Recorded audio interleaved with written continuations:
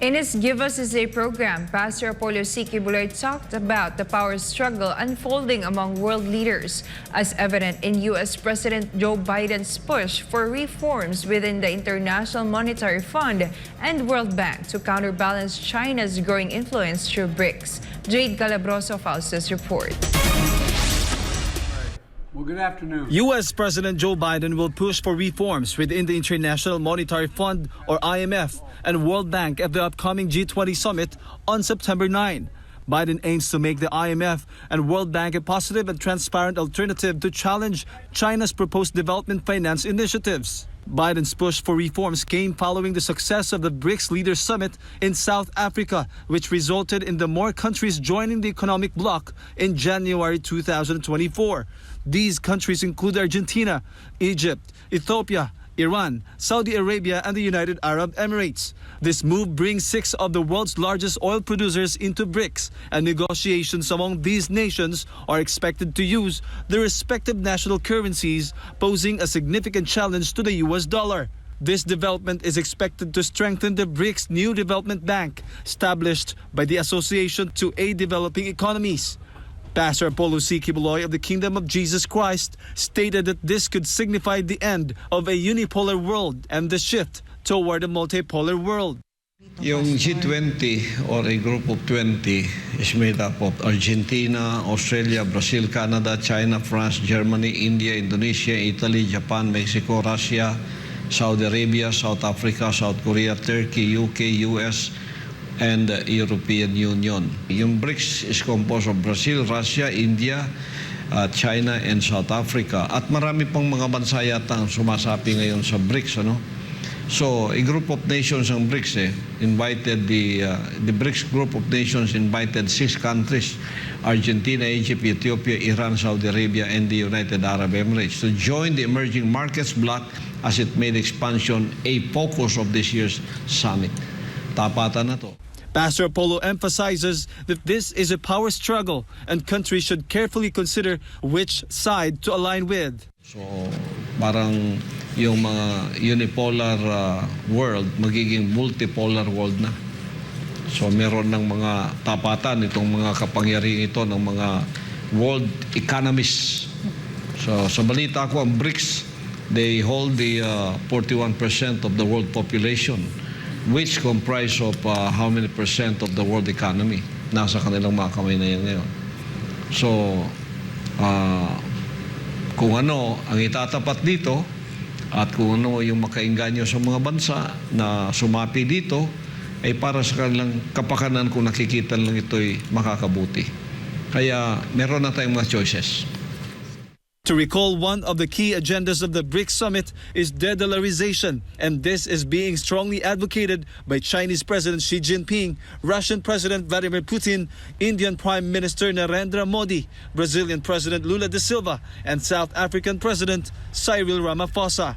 For God and my beloved Philippines, this has been Jade Calabroso, SM&AD. Judgment call. This is what Pastor Apollo C. Quiboloy said in relation to the terrifying wildfires the world is currently experiencing. But why did the good pastor say this? Let's hear more details in Sara Santos' report.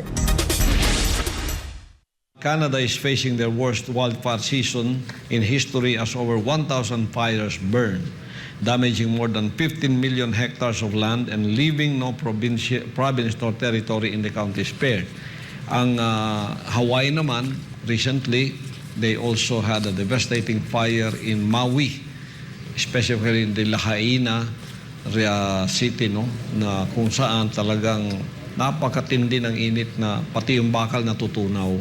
In the most recent Give Us This Day program on Wednesday, August 30th, Pastor Apollo C. Quiboloy of the Kingdom of Jesus Christ said that the terrifying wildfires that is currently happening in various countries, including Canada, USA, Greece, Spain, Italy, Algeria, Tunisia, and Turkey, is a judgment call. The good pastor's statement comes after he was asked about his view as a spiritual leader on the consecutive tragedies caused by wildfires in the said countries. Here, Pastor Apollo shares that this could possibly be the fulfillment of the 2 visions he received in his younger years.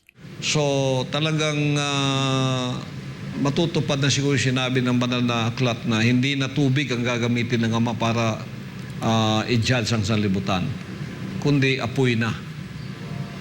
Ako may mga kapayagan dyan, hindi ko lang masasabi sa inyo ang bansa kung saan nakita ko ito'y nasusunog.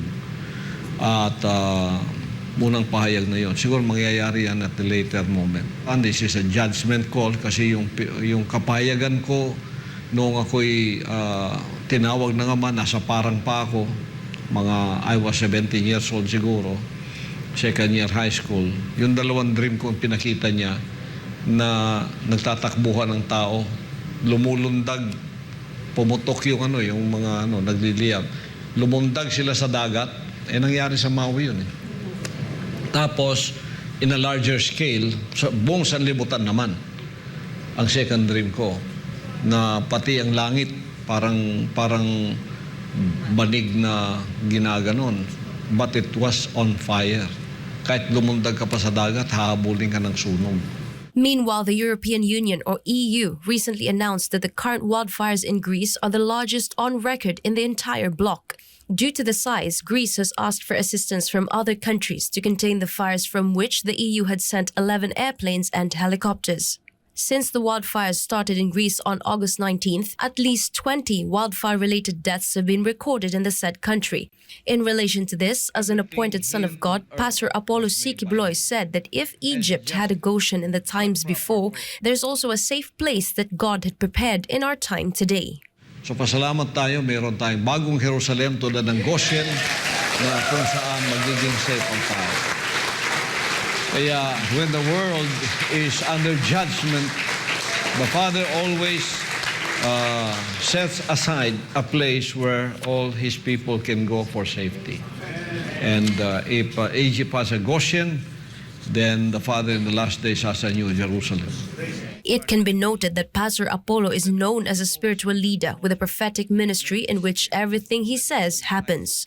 For God and my beloved Philippines, this has been Sarah Santos as Manay News. China and the United States have resumed their high-level talks, and the recent one is a meeting between Chinese Vice Premier and the U.S. Commerce Secretary. According to Pastor Apollo Quiboloy, this meeting serves as an example that visiting Beijing is not an act of treason. Hannah Jane Sancho has the details.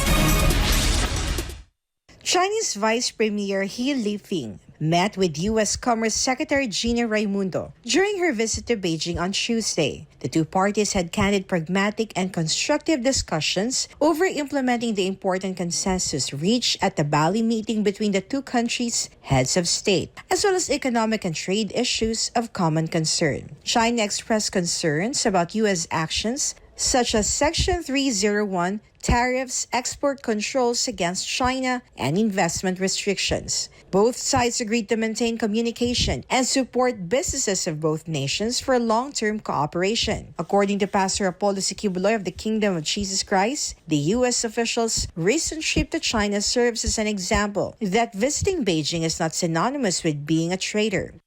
Yun nga, ang ating argumento noong nakaraang Sunday na itong mga masyadong masyadong parang masyadong maka-Amerikano na kung bibisita ka lang ng hindi maganda yung sasabing traidor. Yun ang parang hindi maganda sa mga sinasabi na pag kayo bumisita ng China sa panahon ito dahil sa Ayungin Shoal, ikaw ay traidor o hindi mo kinonde na ikaw ay traidor. So, nilinaw natin yon. Pastor Apollo further stated that the U.S. is now courting China because the latter is gradually releasing the debt that Washington owes, which could potentially lead to the downfall of the American economy. Ito nga, sunod-sunod ang pagbisita ng mga opisyal ng Amerika sa China upang makipagkasundo sa kanilang mga trade para daw mapabuti ang China at ang Amerika para maganda yung kanilang usapan. Kasi nire-release na ng China ang pagkakautang ng Amerika. Yung binayaran ng China ang utang ng Amerika 800 billion na tayo. Ngayon, dahan-dahan nire-release. Pag na-release lahat yan, mahirapan na ekonomiya ng Amerika. Kaya nililigawan nila ngayon ng China. O kayong masyadong parang kung sa Papa pa, kung sa Katoliko pa, they are more Popist than the Pope.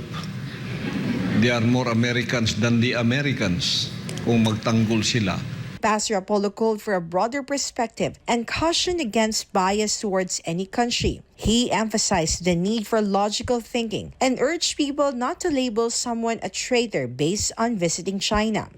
Bias. Ang hindi ko gusto ron, bias. Na pagka bumisita ka doon sa lugar na yon, ikaw ay traitor na. That is a sweeping statements na hindi maganda pakinggan sapagkat walang argumento doon at walang lohika. Kung didebate tayo, bigyan mo ng pagkakataong makapagsalita yung iba sa kanilang mga opinion. Tulad ngayon, itong mga opisyal na to, pabalik-balik sa China, sila pa nga ang nanliligaw sa China ngayon. Ano yun, traitor ba sila sa Amerika? O, diba? Ganun yun. This follows Pastor Apollo's clarification amid speculations about whether he is pro-China or pro-US. But Pastor Apollo said that his loyalty lies only with the Philippines. It should be noted that the good pastor recently visited Beijing to facilitate the necessary arrangements for the construction of the world's largest indoor cathedral, the Kingdom. For God and my beloved country, the Philippines, this has been Hannah Jane Sancho, SMNI News.